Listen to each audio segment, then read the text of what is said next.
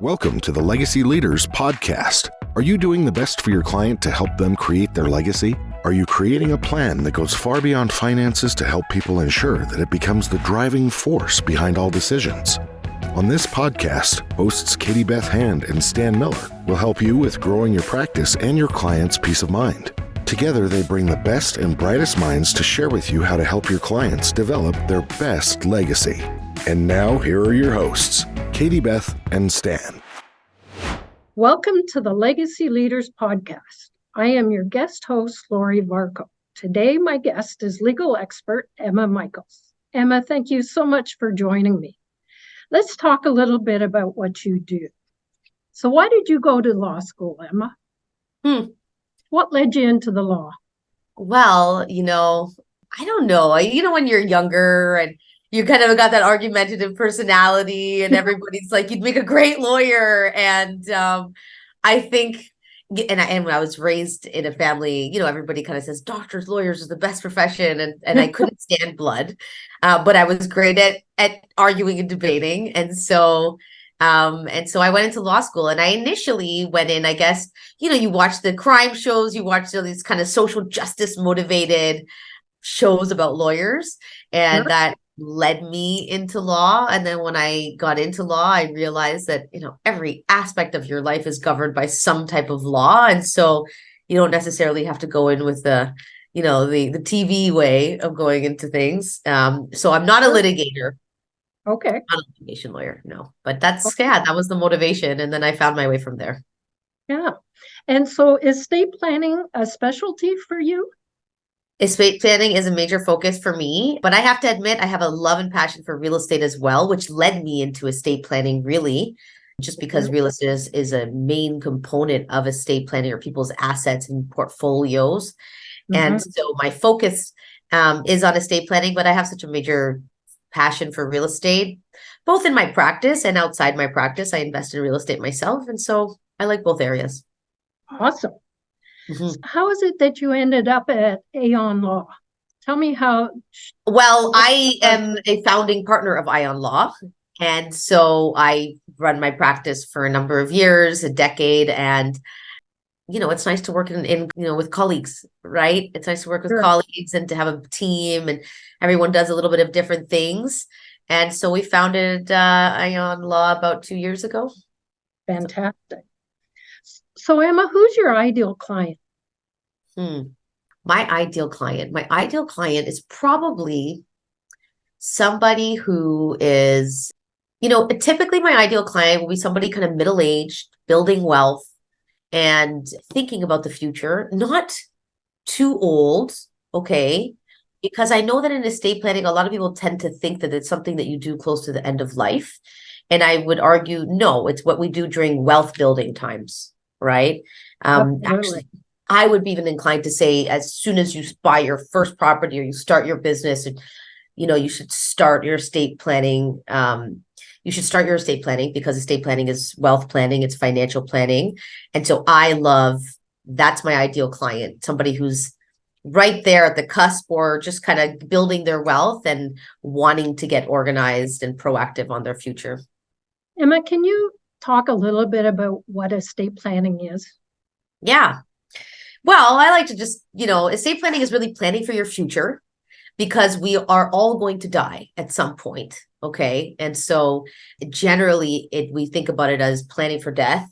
But as part of that plan, we tend to think of, well, what if we don't die? But what if we're sick or we're incapacitated? And do we have enough money to sustain our lifestyle, sustain our responsibilities? And what are we going to leave behind? And is it going to be enough? And is it going to be managed in the way that we want it to be managed? And how can we maximize that? And so estate planning is both a function of financial and legal planning to make sure that you got kind of maybe have the financial resources that you need when you need it for you or your family, and the legal tools and plan to facilitate those resources in the way that is best for you. That's awesome, Emma. I've also heard it said that you kind of need a plan while there's the two of you. You need a plan for when there's just one of you. And what's going to happen when neither one of you are here? What happens for your family? You said it right. It's the right way to put it, really. Nice. Nice. What are the common issues that you help with? Oh, there's a lot of different things. I mean, well, first is I think people generally, people just need to understand the tax implications at death. And so one common thing is understanding what taxes get triggered and how does that impact you and your family.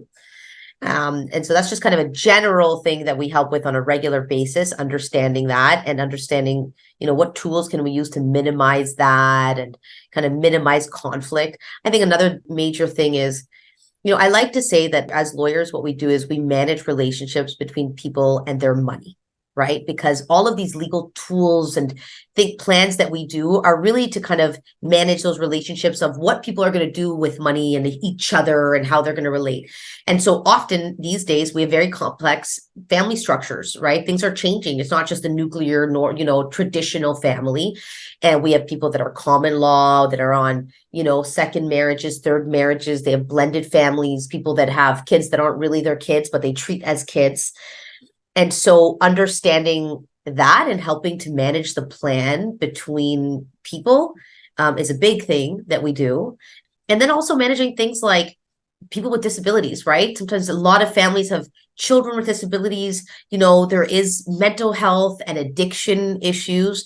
And so it's grappling with not only just, what am I leaving behind in terms of money, but how am I leaving this behind in a way that is going to help my family not fight, help everybody kind of get what is fair.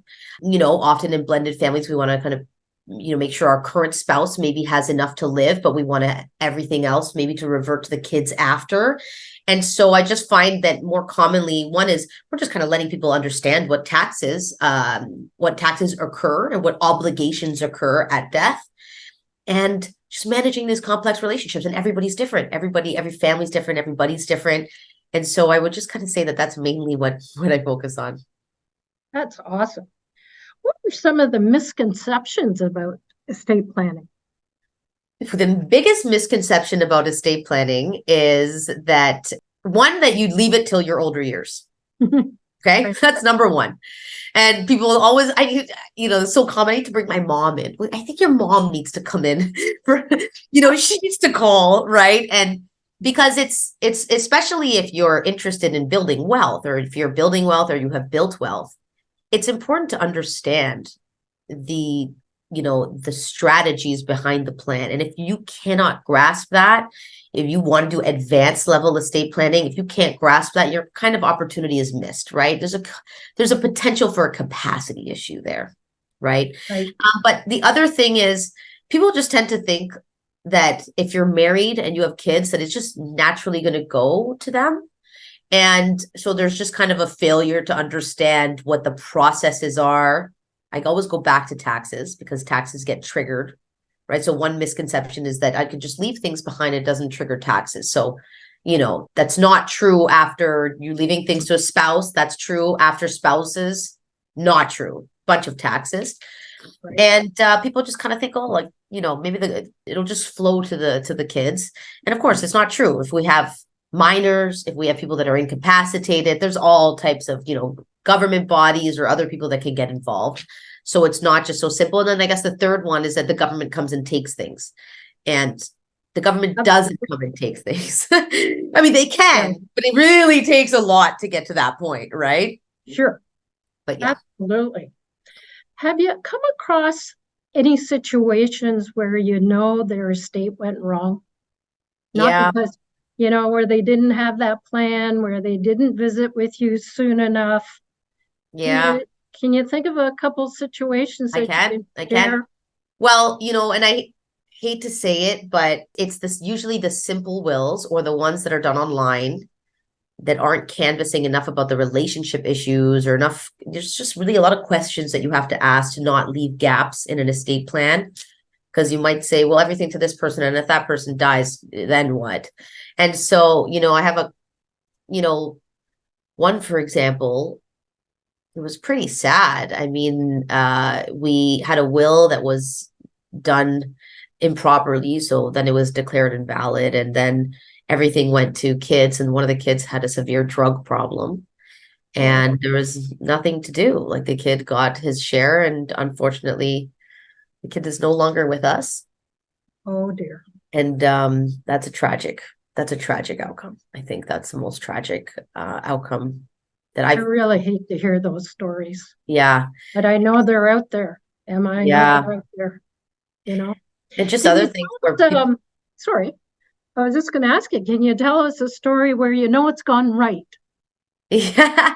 Yes. You know? I mean, and you know what? Those are the things, These are better stories that go right. You don't hear about because it's so easy and happy, right? I mean, Sure. When you have an estate plan and the family comes, I mean, everybody's on board. And, you know, when mom passes or dad passes, it's easy. You don't see all the legal fees. You don't see all the taxes. You don't hear about it because it's just so easy. And everybody's happy and you see everybody getting along. And those are the best ones, right? The house is just easily passed along. It's private. And I don't know. I just kind of seeing families, you know, save tons of money and get along. It's a great feeling. It's awesome. And all you really needed to do was have a plan. Yeah, really. Right? So easy. Yeah. Okay. Yeah. What's your biggest challenge, Emma? I guess my biggest challenge is really convincing everybody how important it is to start early. Really, it really, really is. And I can sit here and try to educate people as much as possible. I think that's one drawback that lawyers, we're typically just so busy that we don't do enough to publicly educate the public on. Nobody knows. Nobody really knows what happens after death and all the processes and the fees and the headaches and the conflicts. It's kind of our job to educate the public. So I guess my biggest challenge is it's usually just kind of convincing people, right? It's usually, like you see a client and, they're starting, their business is doing well. And you kind of remind them like, hey, this is a great time to start planning now, right? If you're going to have your business going and you've got properties and start now. And it's just letting that sink in, how important it is. And yeah, that is my biggest challenge because I'll tell you, feeding off the other comment, another sad story is, I said I do real estate as well. And I like doing real estate and combined with estate planning because they go hand in hand. So at least when I see my clients for real estate, I'm reminding them that you need an estate plan to go with this asset, right? And, I have clients that I've seen for years. And every time I say, you guys got to get your stuff together, please. And sadly enough, 2 months ago, the husband got into a motorcycle accident and is in a coma. He was actually just getting out of a coma 2 weeks ago, totally incapacitated, no plan, a mortgage that is coming due. And so, that's my challenge, convincing people that it's important now and it's not something that you do when you're 80 years old. Wow. Yeah. So what's the best part of your job? Oh, the best part of my job is the relationships. It's super satisfying to be able to develop relationships with people. And like I said, we help people sort through emotions and money, right?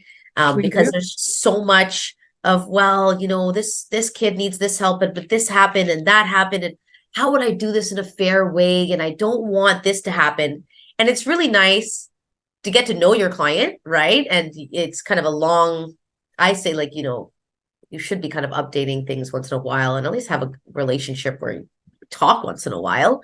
And so that building that relationship is great. And then, being able to really help sort through those feelings in a way that ends up in a result, like a plan that is strategic or makes sense. So I don't know, taking emotion and turning it into logic is very satisfying for me. And then seeing that people have a plan. I mean, I don't know. I sleep better at night every time I know that families are taken care of. I get that. So if someone's watching this podcast and would like to get a hold of you, how might they do that? Well, you can give my office a call and our number is 1-866-ION-LAW. So that's 1-866-2466-529, or email us info@ionlaw.ca, and that's AION law.ca, or check out our website, ionlaw.ca, and all easy ways to get in touch. That's awesome, Emma. Is there anything else you would like to share before we close? I'll just leave by saying this, that, estate planning is a financial exercise. It's an emotional exercise. Whenever anybody leaves us, it leaves a huge emotional impact, and everybody deals with death differently. And so it's an act of love for the people that you leave behind to do your estate plan. It really, really is. And I would also say that, families that talk about their future and talk about, their values, they end up leaving longer lasting, more peaceful and bigger legacies. So, if everybody can take that home and make it part of their family plan, then, we'll be one step closer to having more happy families along the way. What a great message, Emma. That's just fantastic. Thank you. Well, everyone, thanks for listening. This has been the Legacy Leaders Podcast with your guest host, Lori Varco. My guest was Emma Michaels. For information on Emma and the work that she does, visit her website at www.aonlaw.ca.